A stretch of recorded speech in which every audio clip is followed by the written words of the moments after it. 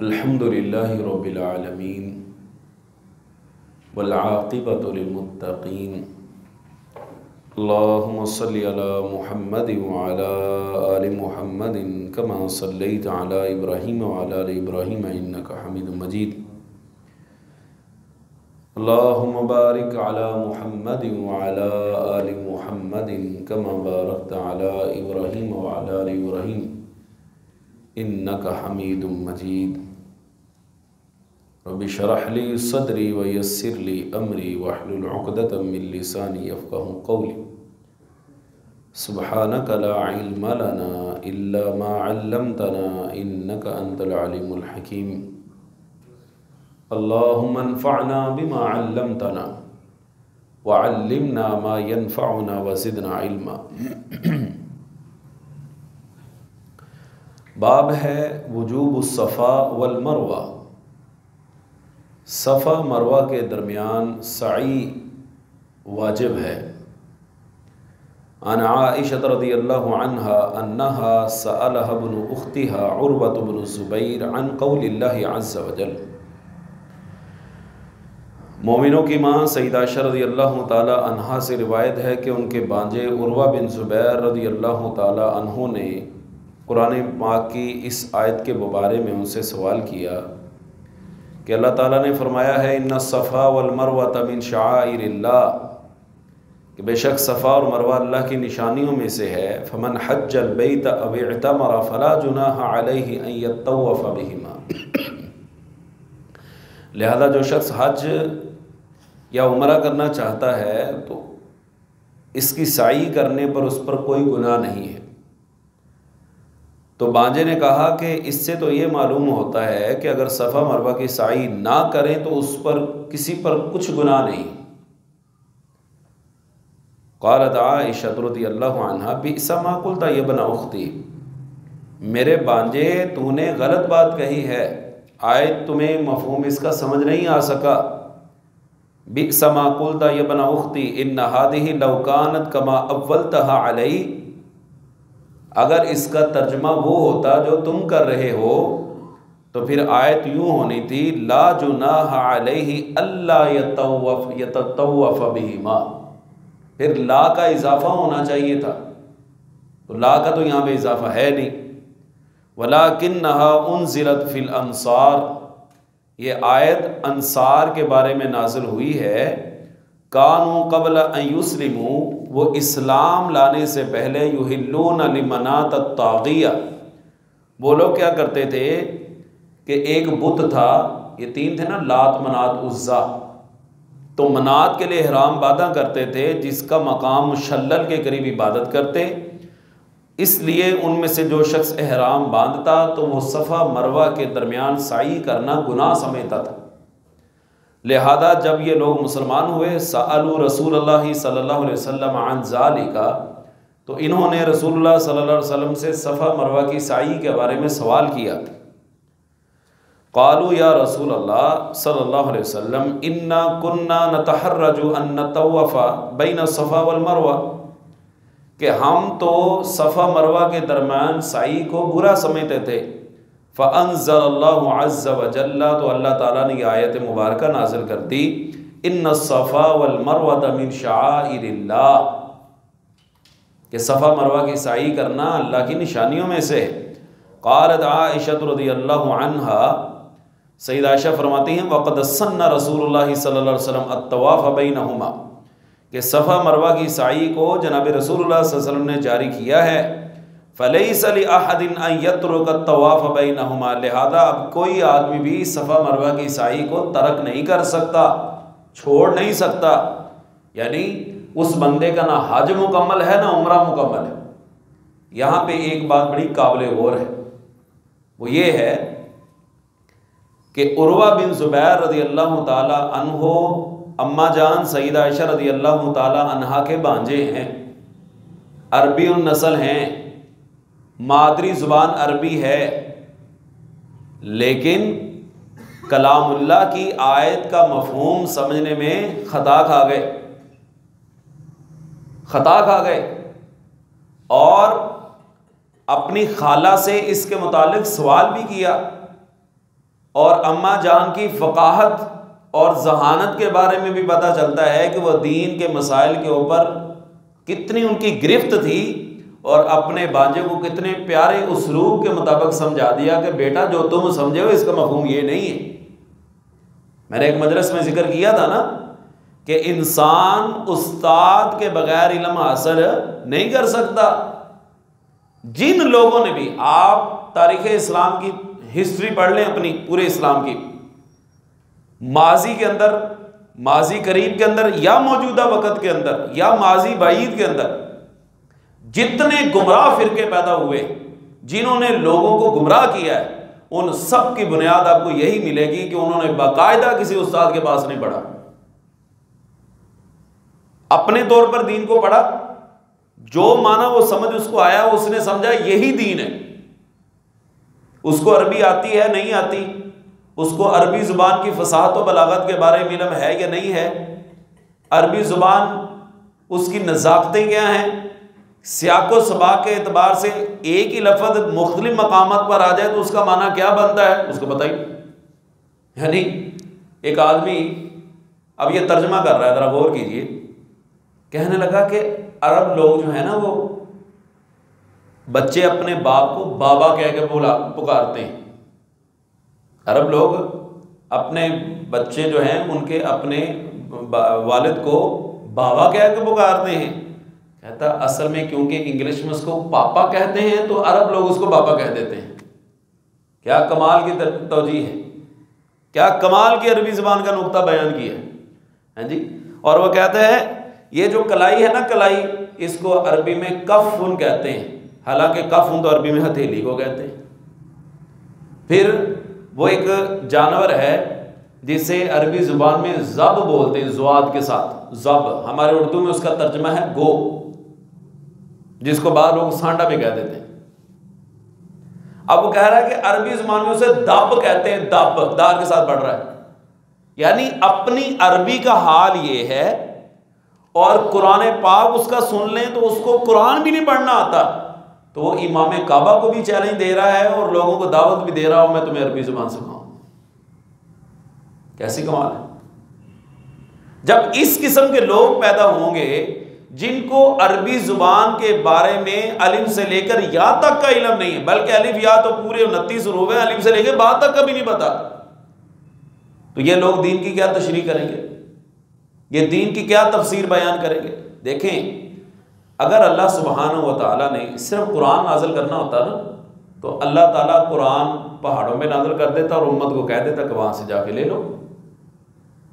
اللہ سبحانہ و تعالیٰ نے پیغمبر کو جو بھیجا ہے، نبی کو جو بھیجا ہے، نبی کا بھیجنے کا مقصد یہ ہے کہ نبی ان آیات کی تفسیر کر کے بتائے کہ ان کا مفہوم کیا ہے۔ وہ مشہور واقعہ ہے نا، اللہ سبحانہ و تعالیٰ نے قرآن پاک کے اندر فرمایا ہے الذین آمنوا ولم یلبسوا ایمانہم بظلم اولئک لہم الامن وہم مہتدون۔ وہ لوگ جو ایمان لائے اور اپنے ایمان کے ساتھ ظلم کی آمیزش نہیں کی، یہ لوگ امن یافتہ ہیں اور ہدایت یافتہ ہیں۔ صحابہ پریشان ہو گئے، کہنے لگے اللہ کے رسول صلی اللہ علیہ وسلم کون آدمی ہے ہم میں سے جو اپنی جان پہ ظلم نہیں کرتا؟ آپ نے فرمایا کیا تم نے حضرت لقمان علیہ السلام کی وہ نصیحت نہیں پڑھی جو انہوں نے اپنے بیٹے کو کی تھی؟ اذ قال لقمان لابنه وهو يعظه یا بنی لا تشرک باللہ، اے میرے بیٹے اللہ کے ساتھ شرک نہ کرنا، ان الشرک لظلم عظیم، شرک بہت بڑا ظلم ہے۔ آپ صلی اللہ علیہ وسلم نے فرمایا کہ یہاں ظلم سے مراد شرک ہے۔ حضرات صحابہ عربی دان ہیں، عربی ان کی گھر کی زبان ہے، مادری زبان ہے، لیکن اس آیت کا مفہوم سمجھنے میں نہیں پتہ چل رہا۔ جن کی زبان ہی عربی ہے انہوں نے جس چیز کی سمجھ نہیں آئی رسول اللہ صلی اللہ علیہ وسلم کی طرف رجوع کیا، اور جن کی زبان عربی ہے ہی نہیں، حتیٰ کہ ہمیں تو اردو بھی صحیح نہیں بولنی آتی، اس سے بھی ایک قدم اور ہمیں پنجابی بھی صحیح نہیں بولنی آتی، اور ہم چلے ہیں دین کی تشریح کرنے کے لیے، اور ہم کہتے ہیں کہ مجھ جیسا دین کی تشریح کوئی نہیں بیان کر سکتا۔ اہل علم کا ہمیشہ ایک وتیرہ رہا ہے کہ جب وہ کوئی مسئلہ بیان کرتے ہیں نا بعد میں گزرنے وقت کے ساتھ ان کو پتہ چلا کہ میں نے یہ جو مسئلہ بیان کیا تھا یہ صحیح نہیں ہے، وہ معافی مانگ لیتے ہیں، وہ رجوع کر لیتے ہیں، وہ اپنی اس غلطی کے اوپر مصر نہیں رہتے، اڑے نہیں رہتے، بلکہ وہ یہ اعلان کرتے نظر آتے ہیں کہ پہلے مجھے یہ سمجھ آئی تھی، مجھے اب اس کے مقابلے میں یہ حدیث مل گئی جس نے اس قرآن کی آیت کی تفسیر کر دی، لہذا میں اپنے سابقہ جو موقف سے میں رجوع کرتا ہوں۔ امام شافعی رحمہ اللہ، ان کے 2 قول ہیں، قول جدید، قول قدیم، یہ ان کے اقوال ہیں۔ ایک وہ اقوال جو انہوں نے مصر جانے سے پہلے فتاوی جات دیے، اور ایک ان کے اقوال کی قسم ہے جو مصر میں جانے کے بعد ہے، ان میں علماء تطبیق دیتے ہیں اور اس میں کوئی جو راجح ہیں، جو جن کو ترجیح دی جاتی ہے ان کو فوقیت دی جاتی ہے۔ تو عرض کرنے کا مقصد یہ ہے کہ بانجے نے جب اس آیت کے متعلق سوال کیا تو خالہ جان نے، اماں جان نے، ہماری اماں جان مومنوں کی ماں نے اس کی وضاحت کر دی کہ بیٹے تمہیں سمجھنے میں غلطی لگی، اس آیت کا مفہوم یہ نہیں، یہ اس میں کوئی قباحت نہیں، اس میں کوئی قباحت نہیں کہ انسان اہل علم کی طرف رجوع کر لے۔ اللہ تعالیٰ کیا فرماتے ہیں؟ فَاسْأَلُوا أَهْلَ الذِّكْرِ إِن كُنتُمْ لَا تَعْلَمُونَ، اگر تمہیں کسی چیز کے بارے میں پتہ نہیں ہے نا تو اہل علم سے پوچھ لو۔ اچھا، اہل علم سے پوچھنے کا بھی ایک طریقہ کار ہے۔ ہمارے یہاں نا اہل علم سے پوچھنے کا لوگ چسکے لیتے ہیں، ٹیسٹر لگا کے نا چیک کرتے ہیں، ٹیسٹر لگا کے چیک کرتے ہیں۔ مثال ایک مسئلہ پوچھا حضرت سے، دوسرے کے پاس گئے، وہ جی میں نے فلاں صاحب سے پوچھا تھا، نام لے کے کہتے ہیں جی ان سے میں نے پوچھا تھا، یہ ٹھیک ہے؟ یہ بات یاد رکھیں، آپ جب کسی صاحب علم سے سوال کرتے ہیں نا، وہی سوال کی تصدیق مزید کرنے کے لیے آپ کسی دوسرے جب شیخ سے پوچھتے ہیں نا تو پہلے شیخ کا نام نہیں لیا جاتا، نام نہیں لیا جاتا، دبے لفظوں میں کہا جاتا ہے جی میں نے ایک حضرت سے پوچھا تھا، وہ اس بارے میں کیا کہتے ہیں، آپ کی کیا رائے ہے؟ جی میں نے فلاں سے بھی پوچھا تھا، فلاں کا بھی پوچھا تھا، میں نے ارسلان سے بھی پوچھا تھا، میں نے عثمان سے بھی پوچھا تھا، میں نے عبد الرحمن سے بھی پوچھا تھا، آپ بتائیں کیا موقف ہے؟ یہ طریقہ کار نہیں ہے۔ ہمارے جامعہ میں ہم اپنے طلبہ کو جب پڑھاتے ہیں نا تو طلبہ جب کسی مسئلے کے بارے میں کہتے ہیں نا فلاں شیخ یہ کہہ رہے تھے، تو ہم ان کو ٹوکتے ہیں، ہم ان کو وہاں پہ روکتے ہیں اور ڈانٹتے ہیں کہ استاد کا نام نہیں لینا، ویسے کہو کہ فلاں شیخ نے کہا، شیخ کا نام نہیں لینا، نسبت نہیں کرنی، غیر واضح الفاظ کے اندر بات کرو کہ ہم نے ایک استاد سے پوچھا تھا وہ تو یہ کہتے تھے۔ تو یہ ادب کا ایک دائرہ ہے جس کے اندر رہنا چاہیے۔ کہتے ہیں خاموش بری مجلس میں چلانا اچھا نہیں، ادب پہلا کرینہ ہے محبت کے کرینوں میں۔ جس انسان کے اندر ادب نہیں ہوتا نا وہ آگے نہیں بڑھ سکتا۔ اس لیے یہ ہمارا دور ایسا، المیہ مولانا اسحاق بھٹی صاحب ہیں جنہوں نے شخصیات کے متعلق بہت لکھا ہے، 1960 کی بات لکھتے ہیں، 1960 کی، آج 2023 چل رہا ہے۔ کہنے لگے کہاں وہ گیا زمانہ جب اہل علم کی قدر ہوتی تھی، لوگ ان سے مسئلے پوچھتے تھے، ادب کے دائرے میں پوچھتے تھے۔ 1960 میں لکھ رہے ہیں، کہتے ہیں اب وہ زمانہ نہیں رہا، اب لوگوں کے اندر تمیز ہی نہیں ہے، لوگوں کو ادب و احترام کا پتہ ہی نہیں ہے، علماء کی قدر و منزلت کا بھی نہیں پتہ۔ یہ سن 60 کی بات لکھ رہے ہیں، آج سے 63 سال پہلے کی بات، اندازہ کر لیں 63 سال پہلے یہ حالات ہے، تو اب کیا حال ہو چکا ہے؟ اب تو پگڑیاں اچھالی جاتی ہیں، اب تو جناب عجیب قسم کی باتیں کی جاتی ہیں۔ وہ ہمارے لفظ بولتے ہیں چھلیڈے، پنجابی میں کہتے ہیں کال دی جمی گدڑی تے آج دا ویا، ابھی انڈے سے باہر بھی نہیں آئے اور وہ جناب علماء کے اوپر تنقید کر رہے ہیں، اور وہ کہہ رہے ہیں اس کا مسئلہ، اس کا جواب یہ نہیں، یہ بھائی تمہاری تعلیم کیا ہے، تم نے پڑھا کیا ہے، تمہاری کوالیفیکیشن کیا ہے، تم نے کہاں سے پڑھا؟ کہتا پڑھا کچھ نہیں، لیکن میری سمجھ کے مطابق یہی ہے، اور دین تیری سمجھ کا نام ہے، تم نے دین کے بارے میں پڑھا کیا ہے، تم نے دین کی بنیادی چیزوں کے بارے میں کیا آگاہی حاصل کی؟ آپ ذرا پڑھ کے دیکھیں اعلام الموقعین، امام ابن القیم کی کتاب ہے، ساری کتاب کے اندر میں نے اس کو پڑھا، کتاب کو، بڑے بڑے کبار علماء، کبار صحابہ فتویٰ دینے سے گریز کرتے تھے، فتویٰ دینے سے گریز کرتے تھے، اور کہتے تھے مجھے نہیں پتا فلاں بندے سے پوچھو۔ امام مالک رحمہ اللہ کے بارے میں ملتا ہے، کہتے ہیں مجھے مدینہ کے 70 علماء نے اجازت دی کہ تم فتویٰ دے سکتے ہو، ہمارے پاس کیا اتھارٹی؟ میں مسجد میں جمکٹا لگا کے بیٹھا ہوں، 4 بندوں کو بٹھا کے بیٹھا ہوں، میں کہتا ہوں جو میں بات کہہ رہا ہوں وہ حتمی ہے، جو میں کہہ رہا ہوں نا میری بات میں وزن ہے، تمہیں نہیں پتا کسی چیز کا، وہ جب اہل علم سے رابطہ کیا جاتا ہے وہ کہتا ہے یہ تو بات ہی بالکل بے وزن ہے، اس کے اندر تو وزن ہی کوئی نہیں ہے. وہ کہتا ہے انہوں کی پتہ. یعنی جس صاحب علم نے اپنی پوری زندگی کھپا دی ہے اس کام کے لیے، دن رات وہ اس کام کے لیے محنت کرتا ہے، اس کا اور کوئی مشغلہ نہیں. میرا اور کوئی مشغلہ نہیں بھائی، میں کوئی کاروبار نہیں کرتا. میرا کوئی آپ نے دیکھا ہو بزنس ہو کہ میں یہاں سے امامت کروانے کے بعد بازار میں جا کے کپڑا بیچتا ہوں، میرا تو کوئی کاروبار نہیں. صبح کے وقت میں بچوں کو پڑھاتے ہیں جامعہ میں، شام کے وقت نمازیں پڑھا رہے ہیں، میرا وہ تو کوئی کام نہیں. ہم نے تو اپنے آپ کو اس کام کے لیے وقف کیا. دیکھیں نا، آپ کا اگر کاروبار ہے جوتیوں کا، آپ کا کاروبار ہے کپڑوں کا، آپ مجھے وہاں پہ بٹھا دیں، میں نے تو 100 روپے میں سب کچھ بیچ دینا. مجھے کیا پتا کہ یہ کپڑا 3000 کا ہے یا یہ کپڑے جوتی جو 4000 روپے کی، مجھے کیا پتا. آپ کہیں گے کہ آپ نے تو میرے کاروبار کا بیڑا گرک کر دیا، اور حقیقت میں نے کر دینا، کیونکہ مجھے تو پتہ ہی نہیں اس چیز کا. تو جس چیز کا میں ماہر ہوں، جس چیز کا میدان کا میں شاہ سوار ہوں، میں تو اس کی وضاحت ہی کر سکتا ہوں نا. جن علماء کرام نے، جن اللہ والوں نے اپنی زندگیاں کھپا دی اس کام کے لیے، ان کی بات کی کوئی حیثیت ہی نہیں ہے. اور جو یہ آج کہلی جمی گدری تے آجدہ ویا، ہاں جی، آج یہ بیٹا ہے یہ کہہ رہا ہے کہ میری بات کی بڑی حیثیت ہے. تمہیں نہیں پتا جو مجھے پتا چلا نا، کسی دنیا جہاں میں پتہ نہیں چلا کسی کو. جو مجھے پتا چلا نا، جو میں سمجھ چکا ہوں، دنیا کے اندر کوئی بندہ ہے ہی نہیں جس کو یہ سمجھ آئی ہو. میں ہی جمعہ ہوا تھے، میں ہی سمجھا سکتا. بس یہ بات تمہیں آج تک علماء نے بتائی نہیں، یہ بھی نہیں بتائی، یہ بھی نہیں بتائی، میں تمہیں بتاتا ہوں. یہ کیا طریقہ کار؟ اتنی رعونت، اتنا تکبر، اتنا غرور. اہل علم کا تو یہ مزاج نہیں ہوتا.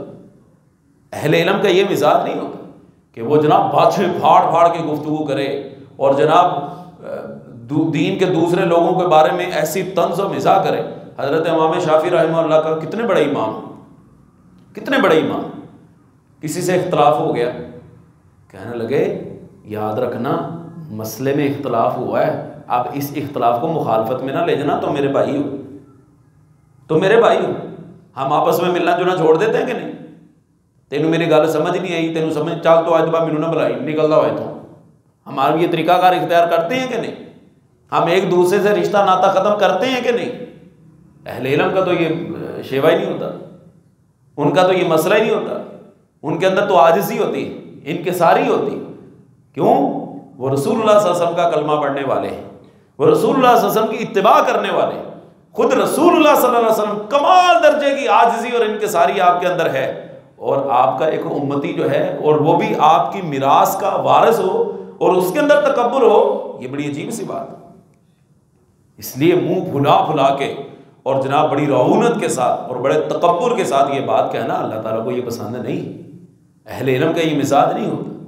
بہرکیف بات دوسری طرف نکل رہی ہے. عرض کرنے کا مقصد یہ ہے کہ صفا مروہ کی جو سعی ہے یہ حج کا حصہ ہے، یہ عمرے کا حصہ ہے.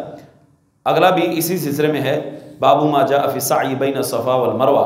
عن ابن عمر رضی اللہ عنہما قال کان رسول اللہ صلی اللہ علیہ وسلم اذا طاف الطواف الاول، جب رسول اللہ صلی اللہ علیہ وسلم پہلا طواف کرتے تو خب ثلاثا، تو 3 چکر دوڑ کر لگاتے، ومشا اربعا، اور باقی 4 جو چکر ہیں وہ آپ عام حالت میں چلتے. وکان یسعى بطن المسیل، اور آپ وادی کے نشیب میں دوڑ کر چلتے.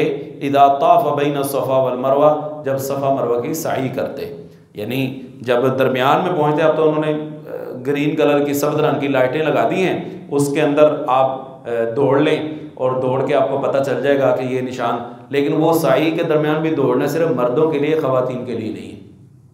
وہ مردوں کے لیے ہے، خواتین کے لیے نہیں ہے.